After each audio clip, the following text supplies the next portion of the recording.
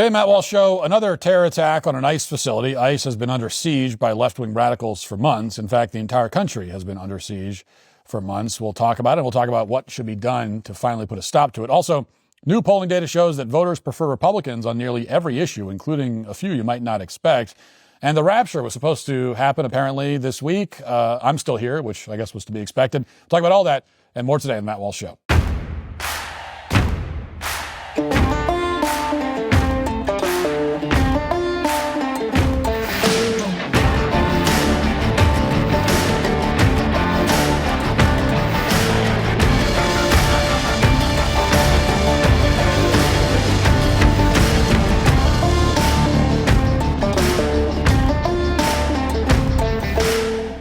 Your personal data is being collected and sold without your knowledge. Data brokers track everything you do online, your searches, purchases, location, and they sell it to advertisers, tech companies, and even government agencies. They're making billions off your privacy while you get nothing in return. The good news, you can protect yourself, and you can do it with ExpressVPN. I use ExpressVPN to encrypt my internet connection and keep my browsing private. It's one of the easiest ways to take back control of your digital privacy. ExpressVPN is a virtual private network that reroutes all of your internet activity through secure encrypted servers, so no one can see what you're doing online or use the information against you. It also hides your IP address. That's the unique number that identifies you on the internet, which prevents data brokers from building a profile on you. The internet was supposed to give us the freedom to explore and learn as equals, but data brokers undermine that by selling your info to marketers and big tech companies who then control what you see online. The best part is that one subscription protects your whole family. I've used ExpressVPN for years now, and honestly, I wouldn't go online without it. Anytime I'm traveling or doing some show research and need to access sensitive information on the go, ExpressVPN has become the first thing I turn to keep my data secure. It's incredibly easy to use. Just one tap to connect, so even your kids can figure it out. And it works across all your devices, phones, laptops, tablets, TVs, desktops. You can actually have ExpressVPN running up to 14 devices simultaneously. Right now, you can get an extra 4 months when you use my special link. Go to expressvpn.com/Walsh. You get 4 extra months of ExpressVPN. That's expressvpn.com/Walsh. Imagine, if you can, that Kamala Harris had won the last election. In other words, imagine that the same Democrats who ran the Biden administration, the operatives who hunted down the January 6th defendants, who wrote Biden's speeches declaring that MAGA Republicans are the greatest terror threat in the entire country, who launched criminal prosecutions of Donald Trump and his senior advisors, are all still in power. And now imagine that a right-wing radical shoots and kills one of the most influential liberals in the country on camera.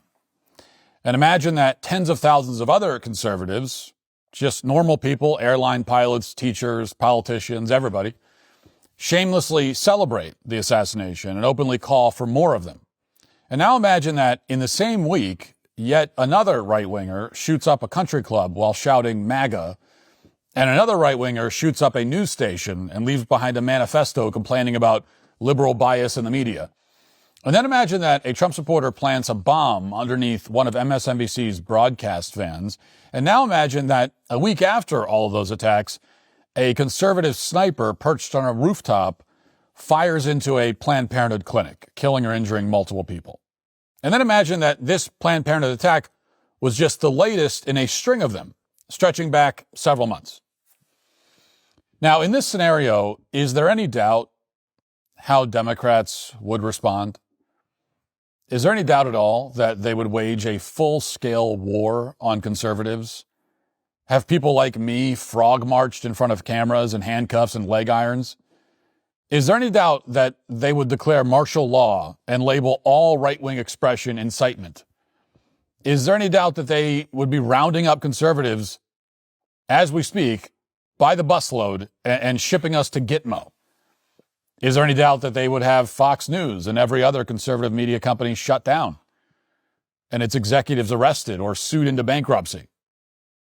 Now, I asked this question yesterday on social media. It generated a lot of reaction. Will Cain mentioned it on his show on Fox News. But actually, this hypothetical really doesn't go nearly far enough in describing the extent of the left-wing terror campaign that's underway in this country. So let's go through a lengthy, but still not exhaustive summary of some recent attacks by left-wing criminals. And we're going to focus solely on attacks on ICE. leading up to the latest attack, which, of course, happened yesterday. There have been so many of these attacks that they're almost impossible to keep track of. It's a staggering number. So we'll focus on attacks that took place just in the last 4 months. So, guys, this is just the last 4 months and only attacks on ICE. So this is just a small portion of the overall picture. On June 6th in Los Angeles, hundreds of rioters sprayed graffiti on a federal court building and hurled chunks of broken concrete towards officers. Border Patrol officers were pelted with rocks and cement. Per the DOJ's website, more than 1,000 rioters surrounded a DHS branch building, preventing detainees from being processed. And one ICE agent was injured when a rock hit the windshield of his vehicle. One man threw a Molotov cocktail at officers, injuring 3 deputies. Eventually, as we all remember, the National Guard was called in. On June 18th, hundreds of rioters surrounded an ICE office in South Portland, which is, of course, a hotbed of Antifa terrorism. They spent a week targeting the building with bricks, glass bottles, fireworks. They were not forcibly dispersed at any point. It was a rerun of 2020 when they sieged courthouses. In this case, they blocked government vehicles attempting to exit the ICE office. Several rioters assaulted law enforcement, including by shining a laser pointer in an officer's eyes, causing temporary blindness. A day later, a rioter tried to drill plywood doors onto the ICE office to trap the officers inside. And that same day, in a separate attack, an illegal alien threw an ICE agent to the ground, knocked her head into the pavement, and tore off her body armor. A week later, on June 25th, as reported by Andy Ngo, Antifa zip-tied and barricaded the building and attempted to set the place on fire while dozens of agents were inside. And then on July 4th, more than a dozen Antifa terrorists carrying body armor and radios and firearms launched an attack on an ICE detention facility in Alvarado, Texas. They used fireworks as a distraction and opened fire from the woods across the street. One officer was shot in the neck but survived. More than 20 rounds were fired. 3 days later, a gunman shot a police officer in the leg at the entrance of a Border Patrol annex in McAllen, Texas. One Border Patrol officer and one Border Patrol employee were injured as well. Meanwhile, as all this is going on, ICE agents are being doxxed. Their home addresses are being posted on Antifa websites. In one case, trash was dumped on an officer's front lawn. And on July 14th, a congressman named Salud Carbajal joined a mob that attacked immigration authorities as they served a search warrant at a marijuana facility. According to DHS, the lawmaker doxxed an ICE employee who was subsequently attacked by rioters and sent to the emergency room. On July 31st, 2 aliens tried to ram a car into ICE officers in Colorado. On August 2nd, a rioter threw a rock through the window of an ICE office in Washington state. They also set fire to the premises. And then on August 20th, anti-ICE rioters in San Francisco targeted 4 federal agents with pepper spray, slashed the tire of a government vehicle, and threatened to stab a law enforcement official. 5 days later, a suspect made bomb threats against an ICE facility in Dallas. And then 4 days after that, a woman tried to run over a Border Patrol agent who was arresting illegal aliens in Maine. And that brings us to September 12th. When an illegal alien dragged an ICE officer with his car, causing serious injuries. 2 days later, an illegal alien drove his car into an ICE officer before hitting an oncoming car driven by a bystander. And then shortly afterwards, rioters in Broadview, which is in Illinois, threw rocks at police, obstructed vehicles attempting to enter the ICE facility, and launched mortar fireworks at officers.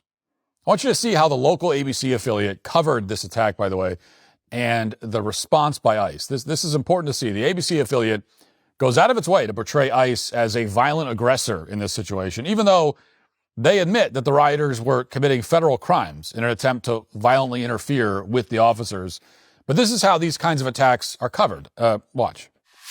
Things escalated very quickly here tonight when just before 8 o'clock, federal law enforcement agents launched several volleys of tear gas into the crowd of protesters that were gathered outside of the detention facility. Protesters have been here several times already, calling for an end to the immigration enforcement operation now known as Midway Blitz. A cloud of tear gas enveloped the crowd gathered outside Broadview's detention facility tonight. And while a handful of fireworks were launched back in response, most ran from the fumes, some overcome by their toxicity, among them a Southside pastor. Not just indiscriminate, but they are laughing as they pepper us with rubber bullets, with pepper balls. They are laughing, they are pointing, they are making a game of it, of assaulting citizens who are peacefully gathered to express our views. Tensions have been building all day. Agents on the detention center's rooftop using what appear to be paintball guns to fire pepper spray pellets at protesters this morning who were attempting to stop vehicles from entering or exiting the facility. Several hours later, another confrontation.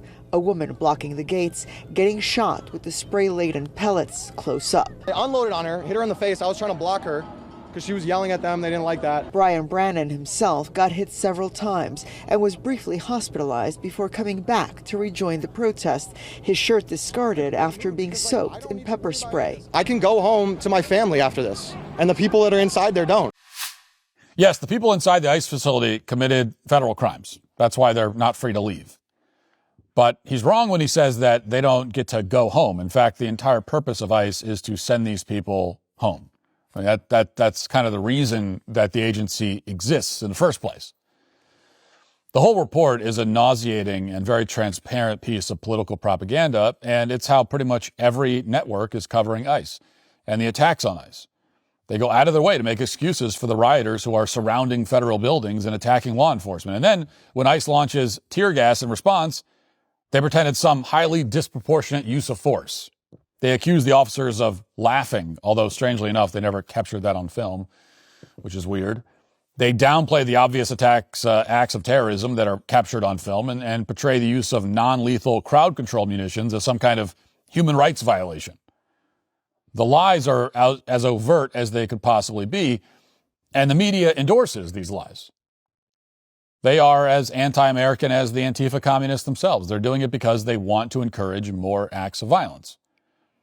And they know that their actions are very likely to result in more acts of violence. And that's going to be an important point in a moment. But for now, let's get back to the timeline. Because we're not done yet, by the way. We're not done yet. We just spent 10 minutes listing all the ICE attacks in 4 months, and we're not done.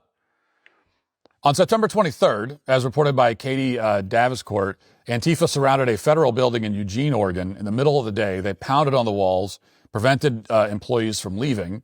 And you can see those images on your screen right now. They're clearly trying to intimidate everybody inside the building. This went on for hours. It took several hours for authorities to begin making arrests for some reason. But even then, they didn't haul everyone away in handcuffs. They made targeted arrests, probably because they didn't have the manpower to do anything else, which is not a deterrent. It's not effective. And Antifa knows it. So the attacks have continued. And that brings us to yesterday, which, as we've discussed, a rooftop sniper with a history of communist posts on social media, a left-winger for sure, opened fire on an ICE facility in Dallas in yet another act of left-wing terrorism. He wrote the words anti-ICE on his ammunition. He reportedly hated Donald Trump. There's information was just released by the FBI, in fact, just a few minutes ago, showing that this person was inspired by the Charlie Kirk assassin, was looking up videos of that assassination and was inspired to emulate it. So this is a copycat attack inspired by the other left-wing assassin. But in this case, when the guy opened fire, he apparently missed his targets and ended up hitting illegal aliens instead. So the only people he killed were the detainees. Watch. Here's what we know now is that police first got calls about this shooting just about 6:30 this morning. This is at the facility just off I-35, also known as Stemmons Freeway, not far from downtown Dallas. When Dallas officers got there, they found 4 people shot, including the shooter. The other 3 people shot were ICE detainees. 1 is confirmed dead. 2 others are critically injured. Earlier, authorities said 2 detainees were killed, but they have since revised that downward. Police say 29-year-old Joshua Yan opened fire, striking an unmarked van at the Immigration Detention Center. Here's the only photo that we have right now of that suspected shooter. This is a mugshot from 2015 for an unrelated arrest. This arrest was for possession of marijuana out of Collin County.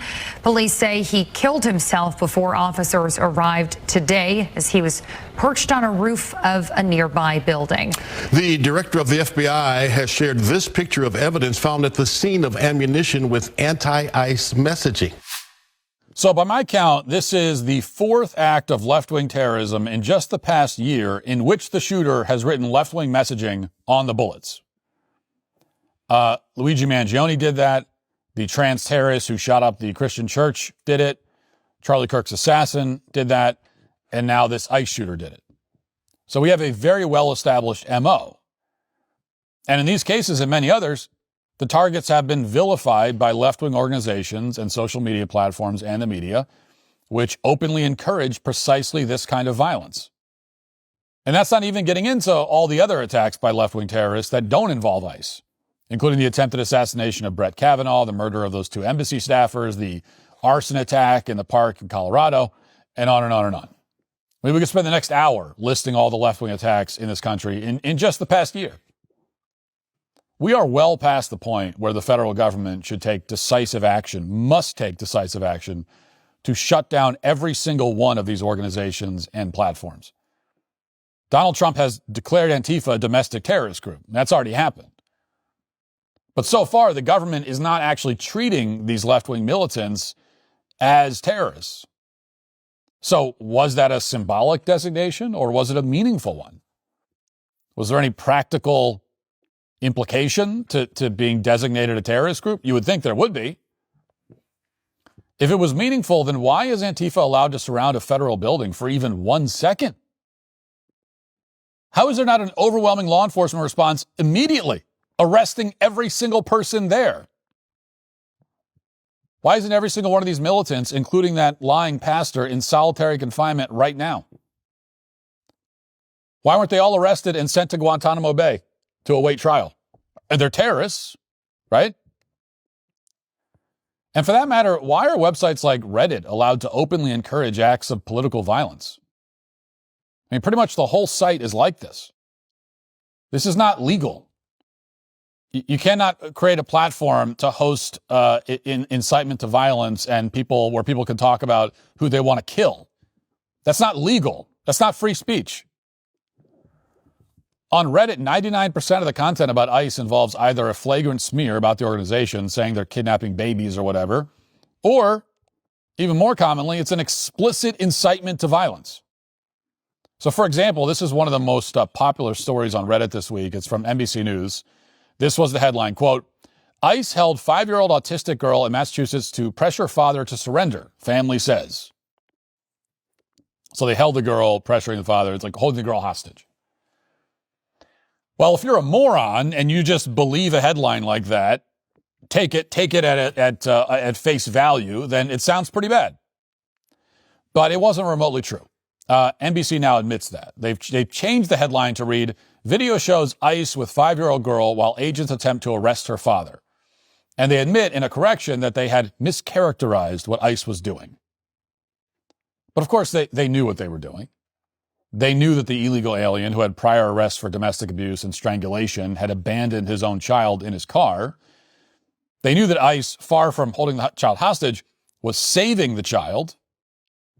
But they reported it a lie anyway. Why did they do that? Because of this. Because they want exactly what I just laid out. Because they want more violence. That is the point. That is why they're doing it. And it would cause more left-wing terrorists on Reddit to demand more violence, which they did. So here's just a sampling of what I'm talking about. An account on X collected many of these. And each one of these sentences is a separate post on Reddit. Okay, so these are multiple people, and we're just going to go through the quotes. This is what they're saying. People need to start blasting. Shoot first, ask later. Those are kidnappers. Take them out. They pushed us to the point of violence. Those agents should be handcuffed behind their backs and given a 10-second head start. They've made the first shot. Now it's time to return the favor. Let's escalate. Smoke the mother effers. They shot first. Now it's open season on ICE. Now, again, those are all separate comments. They're all highly upvoted, meaning they're popular with the community. This is not legitimate or legal political discourse. You're actually not allowed to do this. This is against the law. You can go to prison. You should go to prison for going on the internet and saying, yeah, we need to start killing these federal agents. None of these people are advancing a political opinion. These are actual direct threats of violence. They qualify as incitement under the law. In this country, the freedom of speech does not include the right to call for violence with the intent of causing imminent violence if that statement is indeed likely to cause imminent violence. That's where the line is. It's a very clear line. And as we've seen very clearly, leftists have crossed that line repeatedly. Reddit will ban virtually all conservative speech, no matter how tame it is. But they'll tolerate criminal activity like this. That needs to end. Reddit should not be allowed to allow this kind of speech. Okay, there's all of the pretense that you need legally to start making arrests. Start making arrests of the users and of the people running the platform. And yet it's not happening. Federal funding for most universities, including Georgetown, should come to an end. This is an actual sign that's currently hanging outside several dorms at Georgetown. It reads, "Hey, fascists, catch, the only political group that celebrates when Nazis die." So they're quoting the message that Charlie Kirk's murderer used on his bullet. And they're directing students to join something called the John Brown Gun Club, which is a communist group that's popular with Antifa. If you follow the QR code on that flyer, here's what you'll see. It takes you to a website that reads, quote, "We're building a community that's done with ceremonial resistance and strongly worded letters. If you want to make a real change in your community, let us know below." Again, this is not legal. Everybody involved should be in prison. Why are they not currently in prison? They are openly recruiting assassins on the campus of a major American university, one that receives hundreds of millions of dollars in federal funding. This is incitement. Everybody involved in producing that flyer, everybody in the organization, everyone at Georgetown that allowed this to happen should all be arrested. It's not legal in this country to post a flyer that reads, "Now hiring people who want to kill Republicans." And that's effectively what this sign is. I mean, not effectively, that's what the sign is. A threat of violence doesn't literally have to be, "We're going to kill you." If you send a conservative a note with a quote from Charlie Kirk's assassin and you tell them that, the time for debate is over and that you're joining a socialist gun club, that's a threat. Obviously. It's a threat to every conservative at Georgetown, and the FBI needs to act accordingly. But as of now, that's not happening. Georgetown didn't even take the flyer down. Why would they? Their administration presumably endorses political violence too. They certainly endorse it. So does the National Democrat Party. This is not hyperbole. Nearly everyone who runs the National Democrat Party is perfectly fine with ICE officers being shot and killed. Like all of them are. The entire administration of Georgetown, we're perfectly fine with it. They'd love to see it happen. That's what we're dealing with. These are not just people on Reddit. These are people running these organizations. They want this to happen. They are bloodthirsty maniacs, and they want people to die. Just the other day, Gavin Newsom declared that ICE is authoritarian and that the Trump administration is an illegitimate government that's going to suspend elections in the country. Democrats want more national violence, just as we saw in 2020, and they're getting it. If we want to have a First Amendment for much longer, there needs to be a full-scale crackdown on left-wing radicals before this terror campaign progresses any further. If the FBI could round up grandmothers in Alaska who walked around the Capitol building on January 6th, if they could concoct a fake sting operation to catch random hobos who supposedly wanted to kidnap Gretchen Whitmer, then they can certainly find every single one of these people posting these death threats and flyers, every single one of them, and arrest them all. Executive orders are not going to be enough. These people The left-wing terrorists have declared war on the United States. Well, the United States should declare war on them. Every militant who commits, facilitates, funds, coordinates, or incites political violence must be treated exactly as we would treat any American who did any of that for ISIS or Al-Qaeda.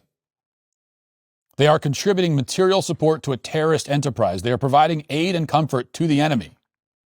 And they should be treated accordingly.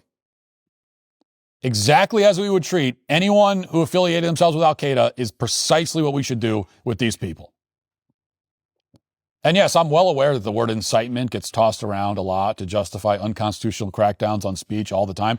Most of the time when speech is labeled incitement these days, it's bogus. I've been accused of incitement for stating basic facts about biology. I've been accused of stochastic terrorism for saying that, a hospital is chemically castrating children, when in fact that is what they were doing. But incitement is a real thing. Even though it's misused, the term, it is a real thing. The fact that the left has misused the term endlessly and maliciously does not neutralize the concept of incitement, and it doesn't mean we can't prosecute it. There is a legal precedent on this. There are laws on the books. We should use them. When you go around claiming that ICE agents are Gestapo, that they're kidnapping innocent autistic children, that it's time to start blasting, you're openly inviting and encouraging violence. When you call your opponents Nazis, when you casually accuse them of genocide, when you accuse them of trying to bring back Jim Crow or slavery, you are inviting and encouraging genocide. When you celebrate and justify assassinations and then provide a list of people who should be hit next, as they did with Charlie and the healthcare executive, you are inviting and encouraging violence. When you post a flyer on a college campus telling people to join your militant firearms organization because debate doesn't work anymore, and you cite the words of a political assassin, you are inviting and encouraging violence. Now, some of the examples I just gave probably don't cross the line into legal incitement. Calling your opponent a Nazi, saying that person's a Nazi falsely, it is effectively incitement. I mean, you are saying that because you want that person to be killed. That's what you're doing. Now, something like that you probably can't prosecute, but a lot of those examples can be prosecuted. Legal incitement. And all of those things are intended to lay the groundwork for violence. They should all be loudly condemned, and whatever qualifies as legal incitement, which is a lot of it, should be prosecuted as such. Now, to be clear, I'm not even advocating for Republicans to do everything that Democrats would do if the roles were reversed. Yes, they would haul every Republican directly into a gulag if they had the opportunity, whether or not they made any threats. If anything like this was happening on the right, anything like it, where you had this epidemic of right-wing political violence coupled with hundreds of thousands of conservatives openly calling for more violence, if anything like that was happening and Democrats had power, it would just be over. Like, you would not be allowed to be a conservative in this country anymore. They would throw the rules out. They would chuck the Constitution into a wood chipper. And they would ruthlessly persecute every single one of us if conservatives engaged in the kind of systematic campaign of political terrorism that the left is currently conducting. But that doesn't mean that we should do the same. I believe in the rule of law. Even though they would mercilessly persecute all of us if this was happening on the right, I don't want to see anybody persecuted. What I do want, and what we all want, or what all decent Americans want, is for the Trump administration to do absolutely everything legally in its power to prosecute, not persecute, prosecute and punish every leftist responsible for committing, coordinating, funding, encouraging, inciting this epidemic of political violence. I want them to actually treat Antifa like the terrorist organization that it is, and handle its adherents and affiliates the same way we handle ISIS and Al-Qaeda. Don't shy away from prosecuting terrorists and criminals who are obviously inciting and committing violence. Now is the time. I mean, at this rate, we can't go 2 days without another left-wing terrorist attack. At this point, it is not a question of whether or not there will be another left-wing terrorist attack, whether or not there will be another high-profile conservative shot and killed. It's not a question of whether this will happen. It's only a question of when it will happen. And my bet is that all that stuff's going to happen again very soon. This is unsustainable by any metric. Lives hang in the balance. We must act. Crush the terrorists. Do it now. There is no more time to waste. Now let's get to our 5 headlines.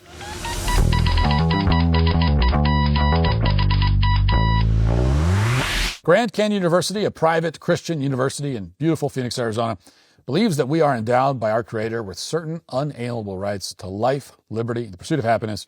GCU believes in equal opportunity. The American dream starts with purpose. GCU equips you to serve others in ways that promote human flourishing and create a ripple effect of transformation for generations to come. By honoring your career calling, you impact your family, your friends, and your community. Change the world for good by putting others before yourself to glorify God. Whether your pursuit involves a bachelor's, master's, or doctoral degree, GCU's online, on-campus, and hybrid learning environments are designed to help you achieve your unique academic, personal, and professional goals. With over 340 academic programs as of September 2024, GCU meets you where you are and provides a path to help you fulfill your dreams. The pursuit to serve others is yours. Let it flourish. Find your purpose at Grand Canyon University, private, Christian, affordable. Visit gcu.edu. Nearly half of American adults say that they would suffer financial hardship within 6 months if they lost their primary income earner. As a father and husband, I know how important it is to protect my family's financial future if the worst were to happen. That's where Policy Genius comes in. Policy Genius takes the complexity out of life insurance, making it easy to find and purchase coverage that ensures your loved ones have the security they need if something happens to you. Whether it's covering everyday expenses, paying off debts, or providing funds they can invest for long-term growth, the right policy gives you peace of mind. With Policy Genius, you can quickly compare quotes from leading insurers to find coverage that works for both you and your family's needs and your budget. With Policy Genius, you can find life insurance policies starting at just $276 a year for $1 million in coverage. It's an easy way to protect the people you love and feel good about the future. As the country's leading online insurance marketplace, Policy Genius simplifies the life insurance process by letting you compare quotes from America's top insurers with just a few clicks to find the lowest price. Their team of licensed agents walk you through everything step by step, answering questions, handling paperwork, and advocating for you throughout the process so you can make informed decisions about the future. Secure your family's future with Policy Genius. Head to policygenius.com/Walsh to compare free life insurance quotes from top companies and see how much you can save. That's policygenius.com/Walsh. So we don't spend much time on polling data on this show, but this one is interesting. This is Reuters, certainly not a conservative outlet by any measure, but they polled a sampling of voters, or I guess potential voters, adults in America, and asked them which party has a better plan on a host of issues. So we'll put this up on the screen, and you can see it. You can see the graph here, and you go down the list, right? It gives you the issue and then what percentage think that Republicans or Democrats have the better plan. So crime, Republicans 40%, Democrats 20%. Immigration, Republicans 40%, Democrats 22%. Foreign conflicts, Republicans 35%, Democrats 23%. U.S. economy, Republicans 34%, Democrats 24%. Gun control, Republicans 32%, Democrats 28%. Political extremism, Republicans 30%, Democrats 26%. Respect for democracy, Republicans 29%, Democrats 31%, so they're slightly ahead there. Corruption, Republicans 27%, Democrats 21%. Healthcare, Republicans 25%, Democrats 34%. Women's rights, Republicans 25%, Democrats 38%. And then the environment, Republicans 23%, Democrats 37%. So Republicans have the better plan, according to these respondents, have the better plan on everything but respect for democracy, health care, women's rights, and the environment. Now, never mind the fact that obviously Democrats don't respect democracy at all. They're also awful on health care, and the only woman's right that they care about is the right to murder your child. And they don't really care about the environment either. It's just a tool. It's a Trojan horse for the communist agenda. But never mind all that. The point is that Republicans are leading on everything else, including crime, guns, corruption, foreign affairs, immigration, everything. And this is part of a bigger picture. It's a bigger picture that seems to tell us that the left is losing badly. You know, the polling data tells us that. The last election told us that. Lots of anecdotal evidence is telling us that. And I think the reason, I was thinking about this, that the reason why we're seeing this shift, or one of the biggest reasons, is what I said briefly yesterday. And just to reiterate, because I think it's an important point, the big change over the past few years has been that conservative voices have access to the big social media platforms. Certainly to a much greater extent than they used to. First with Elon, of course, taking over Twitter, and then many of the other platforms following suit, and now finally even YouTube is relenting. I just saw yesterday that Alex Jones is back on YouTube. So this is not a coincidence. You know, we're seeing unprecedented numbers of young people who are shifting to the right. We're seeing polls like the one I just showed you that also seem unprecedented.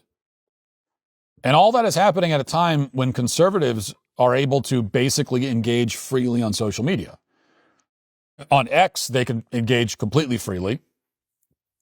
And then on most other platforms, most of the most egregious and stringent speech restrictions have been lifted. Not all of them, but most of them.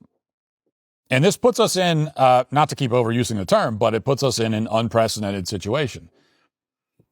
You know, most of these platforms have always, until recently, tightly restricted the kind of speech, right-wing speech, that could be expressed. And prior to the existence of social media, all you had was the media and Hollywood and the entertainment industry and so on.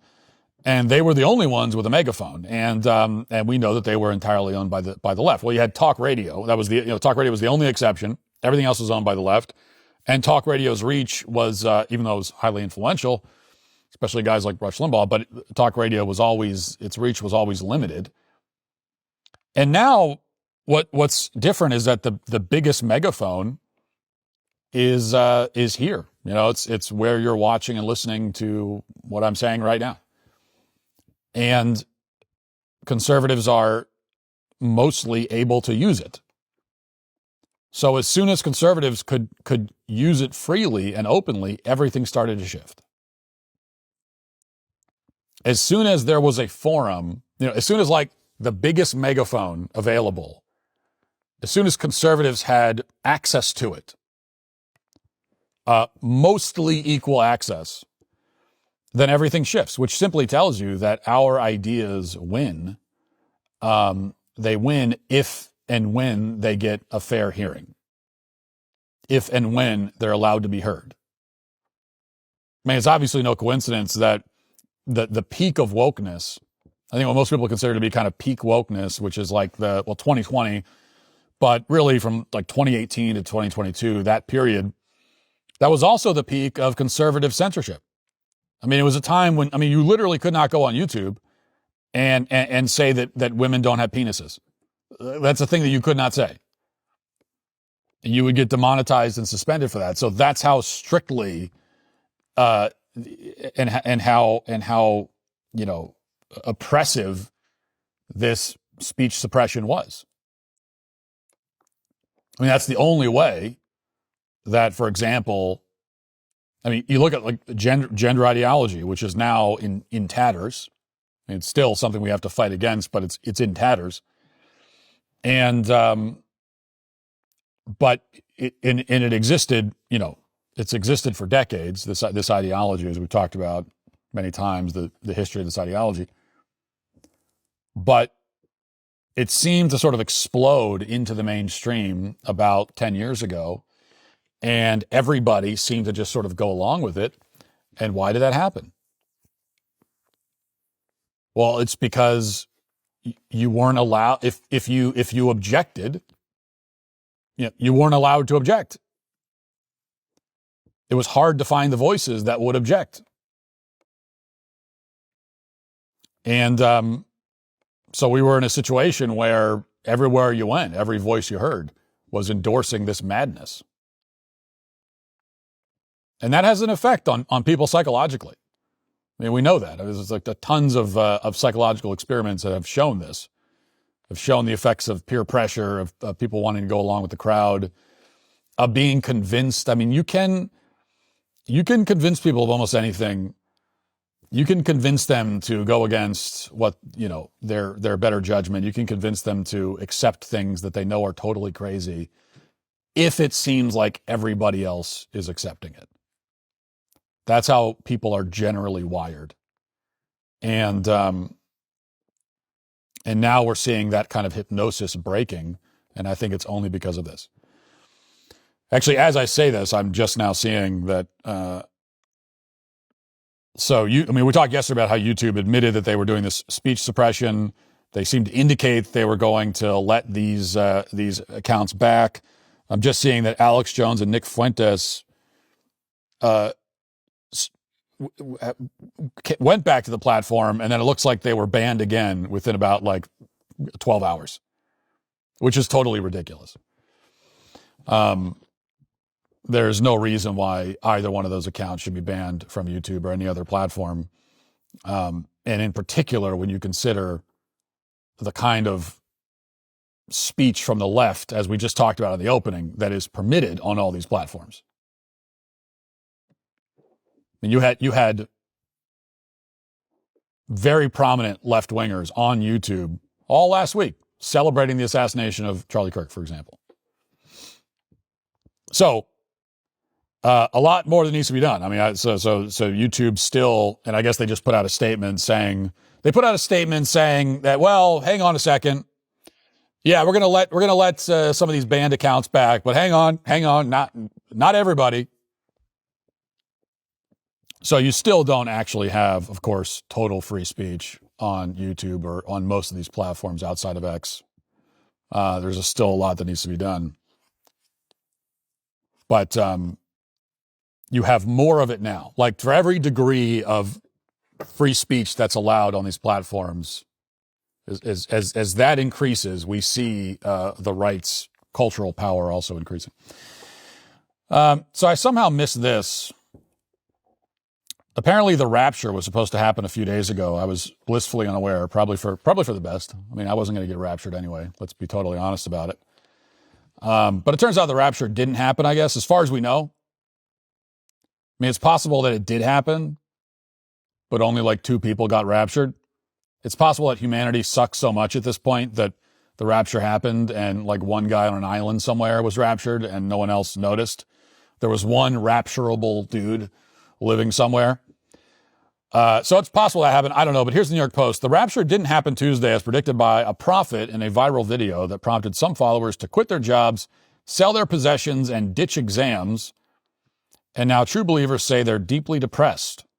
Followers took to social media Wednesday to mourn the fact that Jesus didn't return to earth and float them up to heaven, as promised by Joshua Malakela of South Africa, who was featured in a YouTube video that took TikTok by storm. And then there's a whole bunch of people on TikTok saying that they, sold their cars and their possessions and didn't show up for exams because they thought the rapture had happened and it didn't. So allegedly a bunch of people thought the rapture was happening. I don't know how real that is. I mean, I know the rapture isn't real, but I don't know how true it is that that anyone believed it. Allegedly, lots of people did. As far as I can tell, the video that sparked all this is this one. So we'll play it for you. This is I don't know who this is. Well, we just mentioned the guy's name. Some preacher in Africa talking about the vision that he received from on high, telling him that the rapture was happening and the exact date of the rapture. Listen. From the time Israel became a nation in 1948, there will be 77 years to the Exodus. Now, he used the word Exodus, but he was talking about the rapture. Okay. He's soon coming. Exactly. Yeah. Okay. Remember, I'm not dreaming. I'm looking at him. Telling you. As he's talking, without his mouth opened. Remember, he's thoughts, speaking through his the mind. spirits, yeah. He says to me, on the 23rd and the 24th of September 2025, I will come to take my church. There's a date. There is a date. On the 23rd and the 24th of September 2025.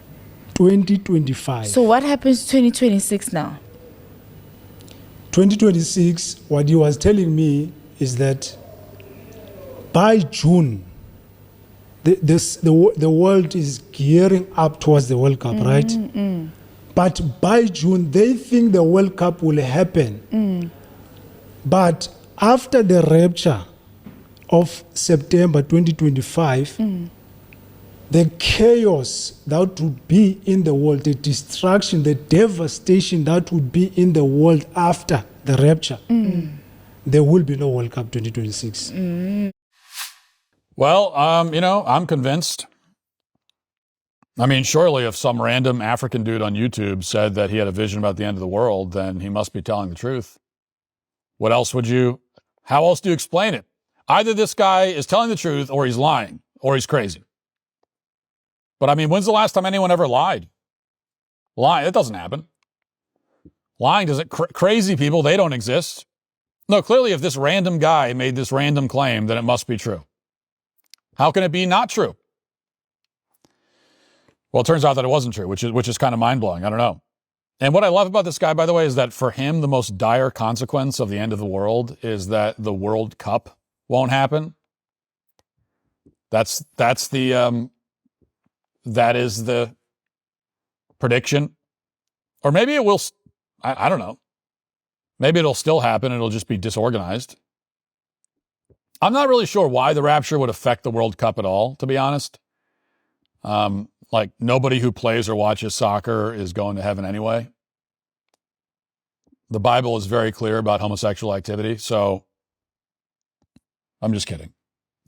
God is not going to send most of the World Cup fans and players to hell because they're gay. He'll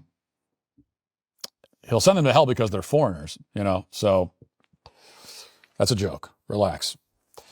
It always fascinates me when people fall for these rapture predictions, and there's a new one every year, and you always have a depressingly large number of people who seem to fall for it, which is interesting because for one thing, the rapture is totally made up.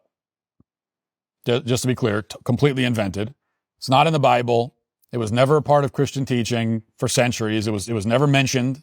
And then in like 1840 or the 1830s or something, some dispensationalist preacher came along and made it up. And he just made it up. And a huge number of Christians today have latched onto this idea, even though you could trace the roots of the idea back to the 19th century. And anytime you can do that, anytime there's a novel biblical interpretation where you can actually pinpoint the exact guy who came up with it, and it was like 200 years ago and not 2,000 years ago. Anytime you can do that should be a big red flag. So there's nothing in the Bible about the rapture. And also it should be very easy to know when an apocalypse prediction is false because they're all false. They're automatically false. The Bible is very clear about this. I mean, when it comes to the end of the world, in particular, many aspects of that question in the Bible are cryptic, are shrouded in mystery, and are discussed in very symbolic, sort of poetic language. But one aspect that is very, very explicit is that nobody will know the day or the hour. Now, that could not be any clearer. And we are told this directly multiple times. Nobody will know. So anyone who tells you they know is lying. And it's right there in the text, plain as day. So the Bible says, in big bold letters, caps lock, no one will know the day or hour, not even the angels. Nobody will know. So if anyone tells you they know, don't listen to them. And yet, I guess a lot of Christians hear that and they say, well, yeah, but I mean, this guy on YouTube, He's an exception, right? You meant that no one will know except this guy on YouTube, right? And I've thought a lot about this, about why people fall for these apocalypse prophecies. I find it endlessly fascinating. It's not just Christians, obviously. I mean, apocalyptic cults have been around, have been a thing in human society since forever. And there's something about it that appeals to people. The Rapture is its own kind of apocalyptic cult, and that's proven very appealing. And that's the reason people fall for it, because obviously they're not persuaded intellectually. It's not like people are convinced. When you watch some random person say, I had a vision that the end of the world is on this day, no one is convinced by that. No, it's not persuasive. It's just that people want to believe it, and so they believe it because they want to believe it. But that raises the question of, why do they want to believe it?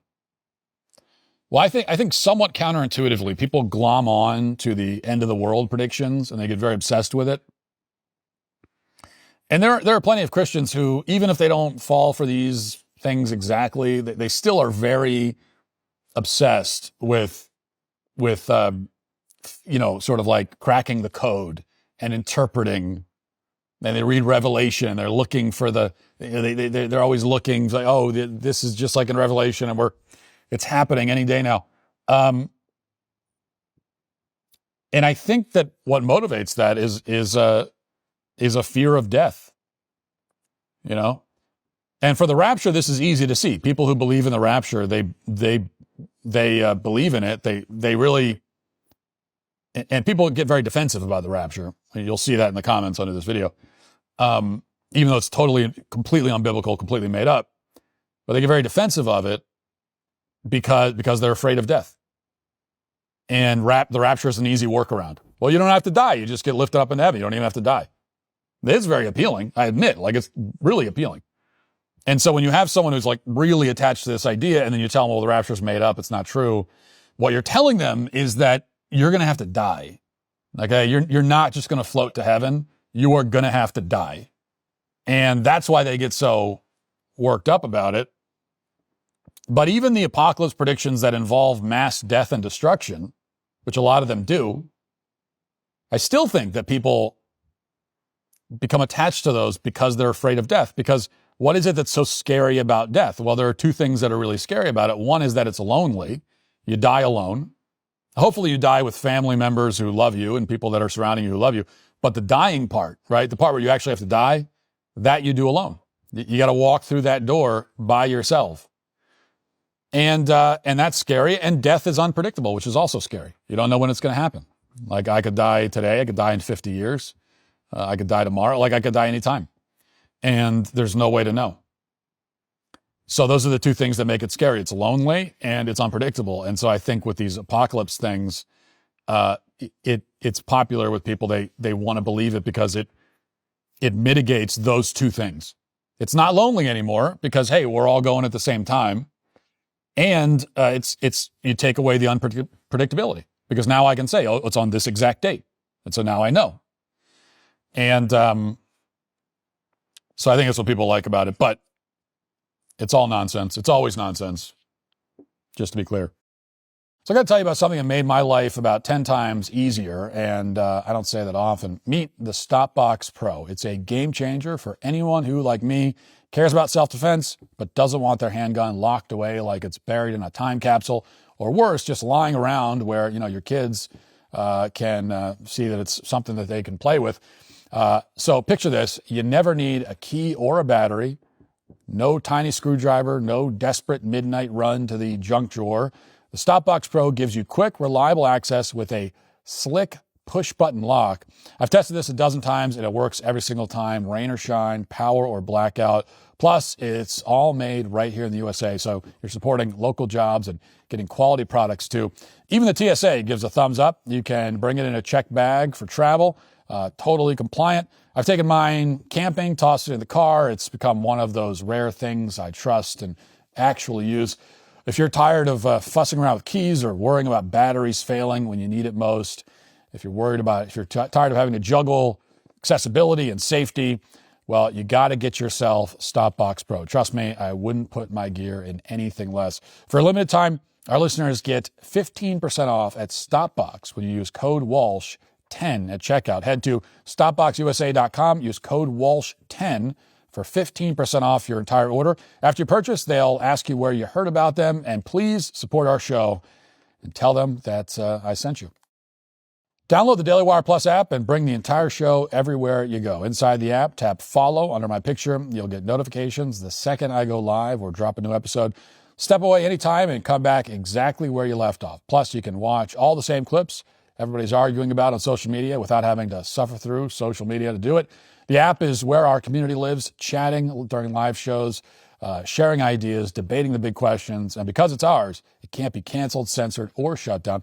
Download the DailyWire Plus app now in App Store, Google Play, Roku, Samsung, and more. Now let's get to our daily cancellation.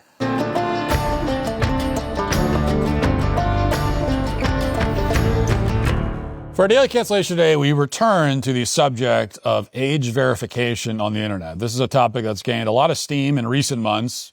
We're hearing a lot about it. Arizona is the latest state to deal with this. They just put their age verification law into effect, which requires pornography sites to verify the age of its users. And there are many critics of the law, however, who raise a number of objections. And I'd like to once again respond to those objections because they're extremely stupid, and this is an important issue. But this is from KJZZ reporting, quote, starting Friday, Arizona will require age verification to access adult websites. Users will have to prove they're at least 18 years old. One option under the new law is to upload government-issued ID. But this law is raising enforcement questions by opponents, including Michael Stabile with the Free Speech Coalition, which represents the adult entertainment industry. He says when forced to verify their age, viewers just move on to other sites. What we find is that consumers do not comply with this law. When our members have attempted to comply with this law in other states, 95% of the people have left. They've gone someplace else because the internet is global, Stabile said. The law is raising concerns among some opponents who worry that this could have a chilling effect on free speech. The law is aimed at restricting access to sexual material that is harmful to minors, like pornography.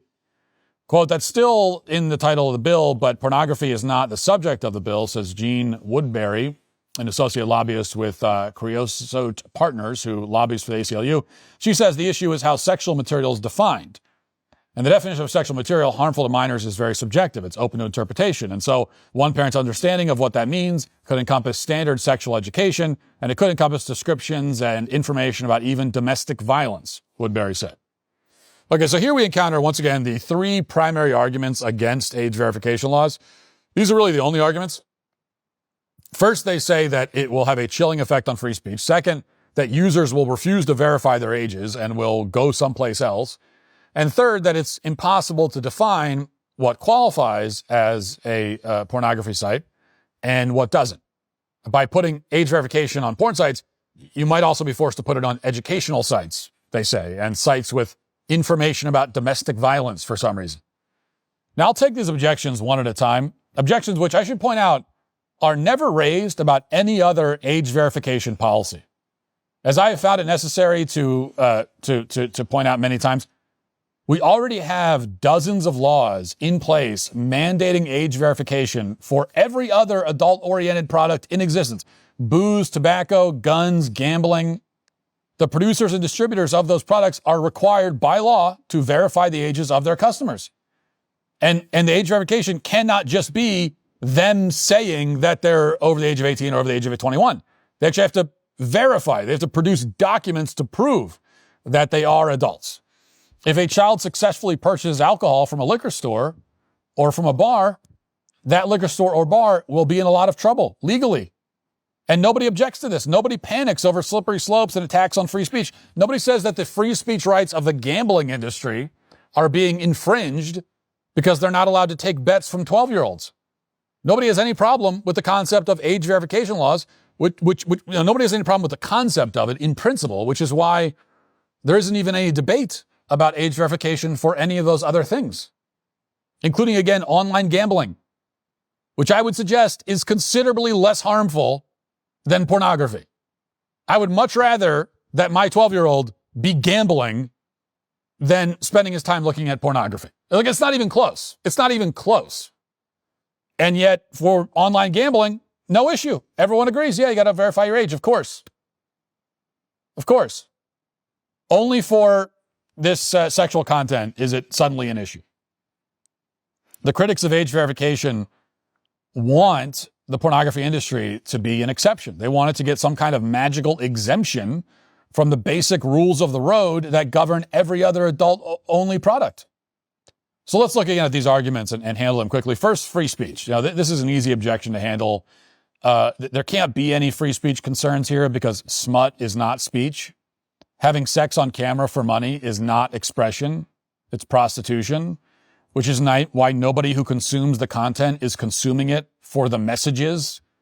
In the whole sordid history of internet smut, not one of its billions of consumers has ever clicked on it because they wanted to know what the naked people on camera were trying to say. Okay, not one of them has ever been interested in what the naked people are trying to communicate. We all know this. Speech is communication. That's literally the definition of it. And having sex on camera is not a form of communication. So the free speech argument isn't one that anyone really takes seriously. Even if they give the argument, they still don't take it seriously. And it's even less serious when you consider that this is about age verification. It's not about an outright ban. So even if I agree that pornography is speech protected under the First Amendment, something that none of our founding fathers who gave us the First Amendment would have remotely agreed with, by the way, still, that wouldn't apply here because we're not talking about banning it outright. Although I do think it should be banned. What we're talking about, though, is simply making sure that children are not exposed to it. So somebody who makes the free speech argument in this case is not arguing simply that people have the First Amendment right to have sex on camera. What they're arguing is that people have the First Amendment right to have sex on camera in front of children. And if that's the argument you're making, then not only are you wrong, but you should probably be on a registry somewhere. Second, they say that users will go somewhere else if they have to verify their age. 95% of users refuse to verify their age, according to the article. Well, that's not an argument against age verification. If users choose not to participate, that's their choice. This is only a problem if you're deeply worried about maintaining the profit margins of the internet prostitution business. There's no other downside. Like, why is that a problem? Well, then they won't go to the website. So? Okay, so then the pornography industry is less profitable? And that's a problem? Like, we need to maintain the profits of the industry? It's worth exposing our kids to this just so that they can still make billions of dollars on this content? Is that really what you think? Are you insane? Are you an insane person? No, actually, it's an added bonus. If you're telling me, 95% of the customers won't come, great. I mean, we're not stopping them from coming if they're of legal age. But if they don't end up coming and this whole industry collapses and it's bankrupted and everybody involved in it is bankrupted by it, that's awesome. That is great. I hope that every single person in the industry is bankrupt. I want them all bankrupted and homeless on the street. That's what they deserve. Okay? That would be justice. That's what you deserve. But since we're on the subject, let's think about it for a moment. 95%, that's the number we were given. 95% of users refuse to verify their age. Assuming that number is correct, which is coming to us from the industry, that's what they're telling us. Well, that's pretty incredible. Because none of the other industries with age verification have that problem. There is no liquor store or gambling site on the planet that loses 95% of its user base by requiring an ID. Only the porn industry has that problem. That's interesting, isn't it? What does that tell you? Okay, if there was a liquor store and that was not requiring IDs, and we said that you got to require ID, and they said, well, if I do that, I'll lose 95% of my customers. What does that tell you about the customers? Well, what it should tell you is that, first of all, a huge percentage of the customer base is comprised of children. Okay, that's a significant portion of the 95%. If the liquor store says, I'll lose 95% of my customers if I ask for an ID, okay, well, that tells me that you are just like giving alcohol to every minor in the neighborhood. And that's all the more reason why you need to require ID. In fact, well, you should actually be in prison. But second, what it tells you is that even the adult users, because I don't think that 95% of the users are children. I think a lot of them are. But also a big portion of that 95% are adults. Well, what that tells you is that adult users are deeply ashamed of what they're doing because they'll give their ID to gamble. They'll give their ID to buy alcohol. They'll give their ID to buy, if they want to buy a tobacco product. They'll give their ID. They'll have no issue with that. They're not going to start crying. Oh, my privacy is violated. If they go to the liquor store to buy a bottle of wine and they're asked for an ID, they're not going to start, this is an attack on my privacy. They don't do that. But they only do it with pornography. That's interesting. Why? Well, again, they're embarrassed. They feel shame. And also, they recognize that these sites are untrustworthy and they don't want to give any of their personal information to the sites. That's the other argument. Well, you think I'm not going to give my ID to one of these sites? Oh, really? Why won't you? Why will you give your ID to a liquor store or to FanDuel, but you wouldn't give it to, why? Oh, because these are like skeevy, disgusting sites run by horrible, evil people, and you don't trust them with your information. And also you're embarrassed. Well, okay, isn't that all the more reason why we should not have children here? If you won't trust these sites with your identification as an adult, will you trust them with your child?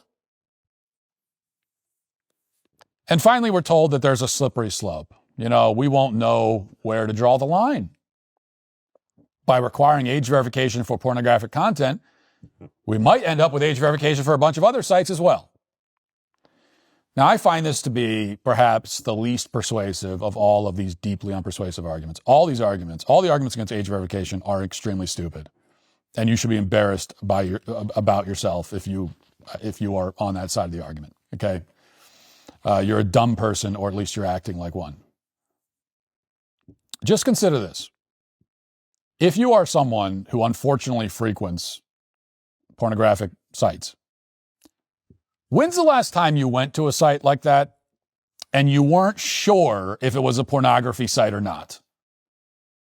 And you keep talking, well, we don't know where to draw the line. Well, if you require it here, then really? Really? We don't know where to draw the line? Really? Is that actually true? We don't know where the line, where it starts. Like, where does a pornography site end and a regular site begin?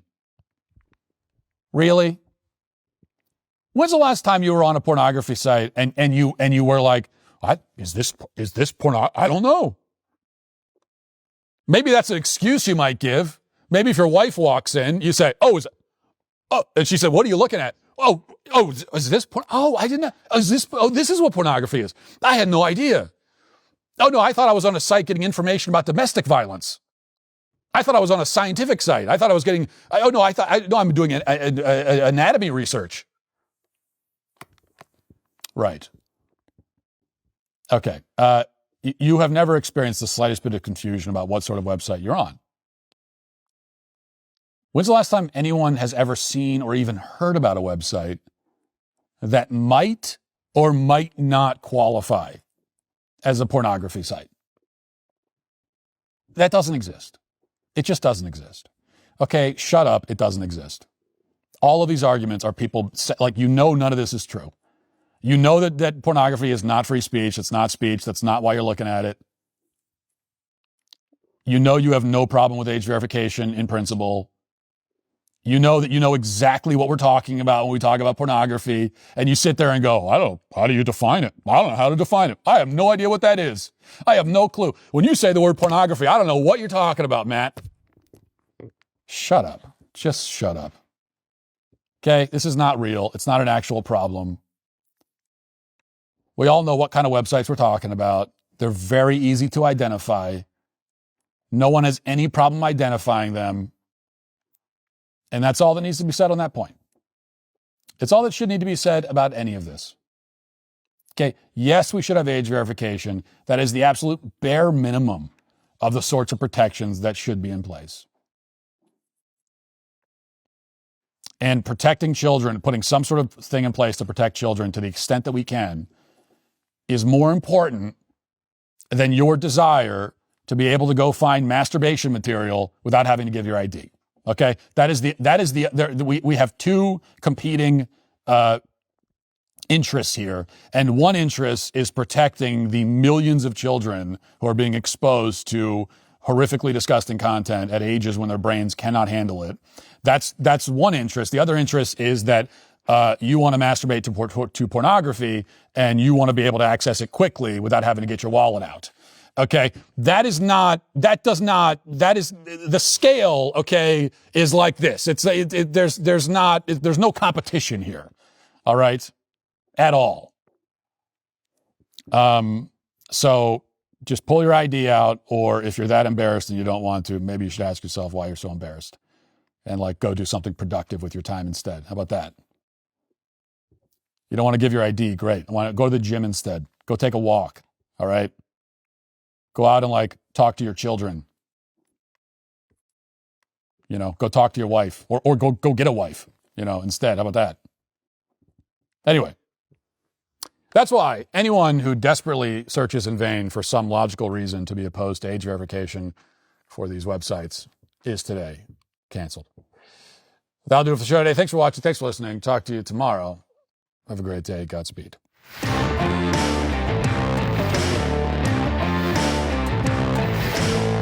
Today on The Ben Shapiro Show, a sniper shoots 2 detainees, 1 to death at a Dallas ICE facility, and there are left-wing etchings on the bullets. Jimmy Kimmel makes his triumphant return to the airwaves, and James Comey may be prosecuted. All of that on today's Ben Shapiro Show. Give it a listen.